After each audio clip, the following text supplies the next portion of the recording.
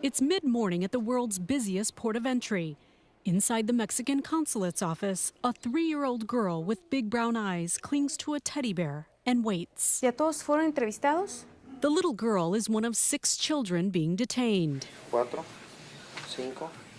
She and the others picked up by the U.S. Border Patrol or Immigration Service as undocumented immigrants with no parents in sight. Here in San Diego, the Mexican consulate's office interviewed nearly 3,000 kids like them last year. Many familiar faces. 15 to 20%, probably we see them 3-4 times. Poco. Once the INS learns the children are Mexican citizens, as in the case of the 3-year-old, the Mexican consulate steps in. Tratamos de hacerles un ambiente lo más. We try to be as gentle and nice with them as we can. We know they have already gone through something traumatic. We want them to have confidence in us. Those caught at night, like the little girl, sleep here in a chair in an INS waiting room until the next day. It is not the proper, let's say, place to spend the night for a minor, but it's been like that the past few years. If the child is caught before 4 in the afternoon, their paperwork is processed right away. Many of them return to Mexico that day, but it doesn't always happen. We try to adhere to a 12-hour rule, but it's no more than 24 hours to be down there. And then what we try to do is put them in a detention facility if it's going to be long-term. It turns out the smuggler is a friend of the girl's mother. Using a fake birth certificate, she tried to pass the child off as her own. The officer asked me, "Who's that child?" And I go, "She's my daughter." And he looked at papers and he goes, "Okay." So he went up to her and asking her questions, like, "What is your mother?" And the girl didn't answer. 17 hours later, Ven, pequeña, habla tu mami. the little girl's mom is located in San Diego. She hears her mother's voice.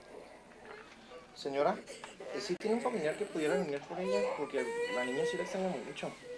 La niña sí la extraña mucho. Pero situaciones hay complicadas porque. Some situations are very difficult because sometimes the parents are already in the U.S. without documents, and they can't leave the country to get their children. So kids have to remain in our custody until the parents can get them, or we must send them to a social service agency in Tijuana. According to the INS, smuggling children through the port is becoming more common as parents already here illegally try to reunite their families. These INS photos show how children are being hidden in compartments inside cars, vans, and trucks. And one reason is that it seems to be a choice for smugglers because it's safe. It appears to be safer than to try to pass a child through the mountain.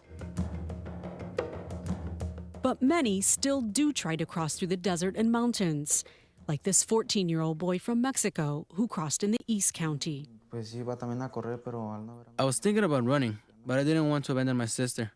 So I stayed behind and I just gave up. The Border Patrol reports only 11 children arrested trying to cross through the mountains so far this year, half as many as last year. No matter how they cross, if they get caught, it's either back to the consulate of their native country or an INS detention facility like this one near Alpine. The children come from all over the globe.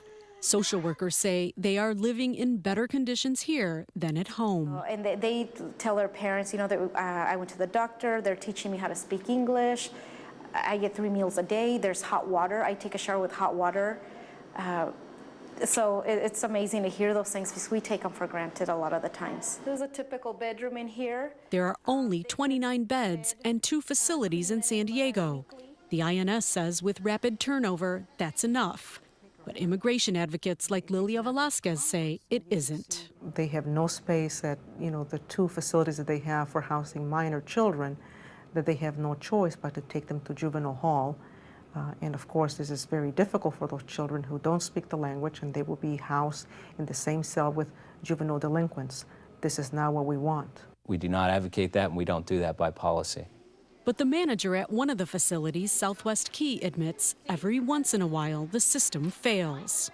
We had another minor who was placed here, and he was at juvenile hall in Los Angeles. He was serving a sentence for robbery. And INS didn't know this, but he told us this information, so we shared this with our officer, and he was removed. Safety is just one concern of California Senator Dianne Feinstein. That's why she proposed a bill recently which would strip the INS of its authority to handle unaccompanied minors. Instead, she wants to create an Office of Children's Services under the umbrella of the Justice Department. The INS says that's not necessary. Recently, we created the Office of Juvenile Affairs to deal with that. We have that love-hate relationship with the immigrant in the United States. Sister Ann Durst runs Casa Cornelia, a nonprofit agency providing free legal services to children. She supports Feinstein's measure, saying the current system was never designed for children. Unless they're represented, it puts the court in a catch-22 situation, because if they're too young, they can't take a plea. And if they can't locate family to get counsel or whatever, these children, prior to our program, could sometimes languish. Remember the 3-year-old girl? Her mother never showed up to claim her. So after 2 days of waiting, she was handed over to a social service shelter in Tijuana. Here we have children, and that's a universal. That's a universal, and we should be mindful of that.